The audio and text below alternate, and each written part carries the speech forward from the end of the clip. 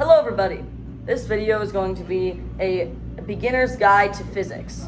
We're going to discuss some essential topics related to physics, such as Newton's first and third law of motion. We're going to discuss position, all the different types of forces that you could encounter, and velocity. I hope you have an amazing time watching this video. Mr. Edens. Yeah, I see you. You're sitting there grading all of these. You know what you did. You know what you've done to our society. Anyways, enjoy the video. So the first section of this video is going to be talking about forces. There are many different types of forces, and we're going to go over all of the essential ones. And so we're going to give you a couple of examples of how they work and how they can be applied. The definition of force is any push or pull that is acting on an object.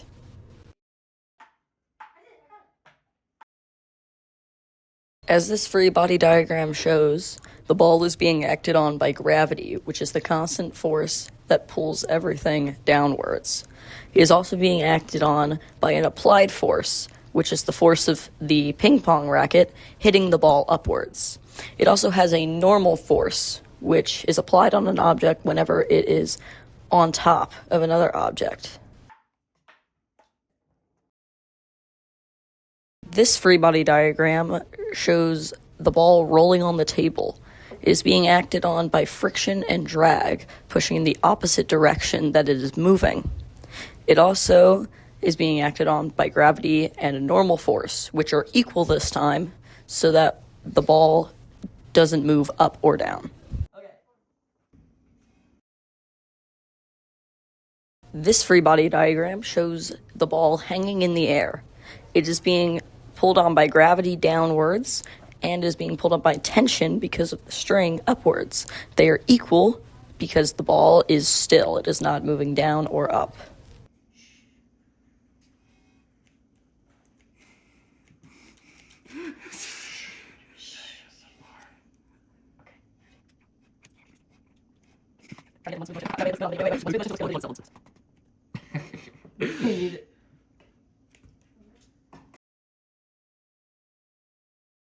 Now that the ball is dropped into the water, it is no longer being acted on by tension and is now being acted on by buoyancy in its place.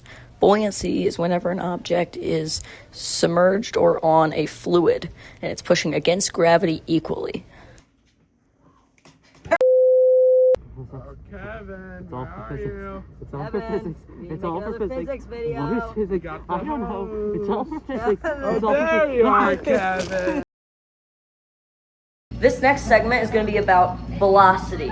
Velocity is speed with direction. And we're going to talk about the difference between velocity and speed, and we're going to talk about how that can be used in this conversation about physics. This first clip shows the car moving at a constant velocity and is reflected in this graph. As you can see, it has a straight line, which shows that the velocity was constant throughout the car's movement. This graph shows that the car accelerates over time because it has changing velocity. We can't really replicate this, but if the car were to accelerate at a perfectly constant rate, that would mean it would have uniform acceleration. The speed that an object moves at is the amount of distance that the object covers in a certain amount of time.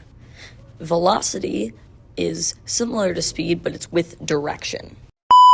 No. Kevin? Yo. Kevin, Yo. this is for physics Yo. purposes, Kevin. Yo. This is for physics Yo. purposes. Our third and final segment will be about. Oh, hell no! Anyways, I don't know what that was about, but our third and final segment is going to be about position. Now, position is very different from velocity, and we're going to talk a little bit about how they're different and also how position affects, physics. The position of any given object is its current location relative to the reference point. The reference point is where you're measuring based off of, where you're basing all of your measurements from. Displacement is the difference between your starting position and your final position. Distance represents the length between the 2 points the object has traveled. Just remember, distance and displacement are different because displacement is the final position compared to the starting position of the object. Meanwhile, distance is the length between the 2 points that the object has traveled. Our rook is currently at the reference point, as it will be the point where we will be doing all of our measurements from. As you can see, the position of the rook has changed -4 spaces. With the rook, the distance is 4 squares. As you can see, the way the rook has moved has caused it to have a displacement of -4 spaces.